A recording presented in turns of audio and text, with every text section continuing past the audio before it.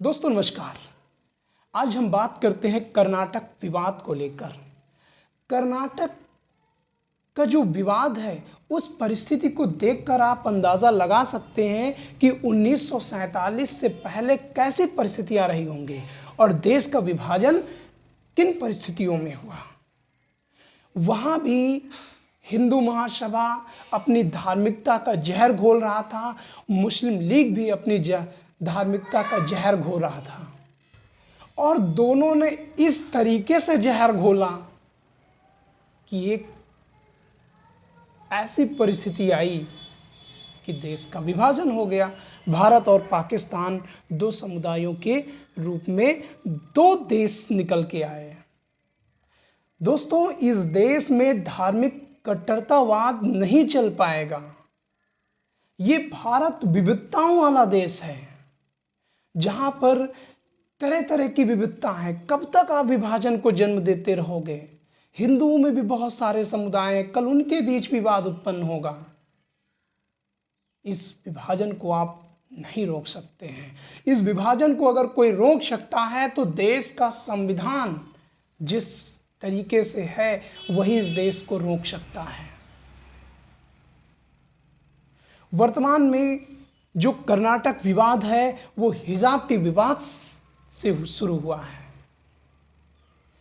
हिजाब को लेकर एक राजनीतिक दल अपनी राजनीतिक पृष्ठभूमि की तलाश कर रही है कि किस तरीके से विवाद करके हम अपनी सत्ता पर आए, यहां पर दक्षिण भारत में अपना प्रभुत्व जमाएं। दूसरी तरफ हिजाब एक मौलिक अधिकार का प्रश्न है। आप किसी से ये नहीं कह सकते हैं कि महिलाएं क्या पहनेंगे, उनके ब्लाउज का आकार कैसा होगा, वो सर कितना ढकेंगे, नाक कितनी दिखाई देगी, आंख कितनी दिखाई देगी। शिक्षण संस्थान कोई गोपनीय संस्था नहीं है जो आप कह दें कि ये ढका होना चाहिए, ये नहीं ढका होना चाहिए। एक सामान्य तौर पर जैसी परिस्थितियां ड्रेस कोड चलती हैं उसमें हिजाब को शामिल किया जाना चाहिए। हिजाब विवाद अभी थमा भी नहीं था कि कर्नाटक में एक विवाद और उत्पन्न हो गया और ये विवाद है एक धार्मिक स्थल पर दूसरे समुदाय के लोगों को व्यवसाय पर रोक लगाना। दिनों दिन ये समस्याएं बढ़ती जाएंगे।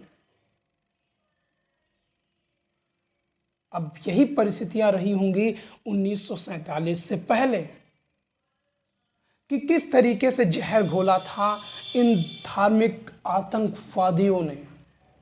इस देश में धार्मिक आतंकवादी नहीं चल सकते हैं। उनको इस देश से जाना होगा, उनको आर्कटिक क्षेत्र में भेज देना चाहिए। वो धार्मिक कट्टरवाद वहीं पे जन्म हो सकता है। हिंदुस्तान में धार्मिक कट्टरवाद नहीं जन्म ले सकता है।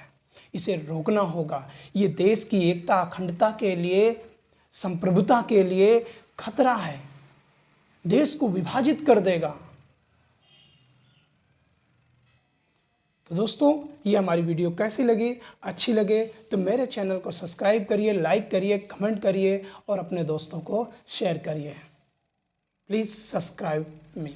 Thank you.